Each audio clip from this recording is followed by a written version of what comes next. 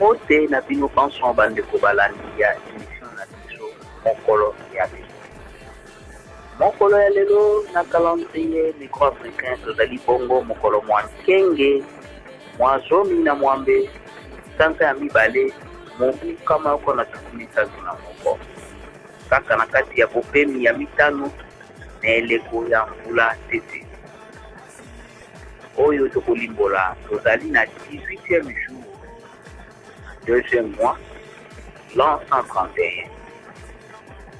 5e semaine, la période de Nabiso, il y a saison des pluies, la calendrier africain. Oyo ezali bongo kubalana na calendrier grégorien. Oyo tozali le 10 novembre, dimanche 2019. Ezali 314e jour, il y a année. Calendrier gréco-romain. Mingi ya koloba ezali te mpona mokolo ya lelo. Totombeli na bandeko pension babotama le 10 novembre. Botama elamu.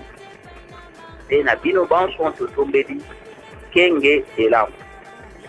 Ni atata mokeli balongo pe bakoko ezala na bino nde tokitani na naka oyo pe ezali koye.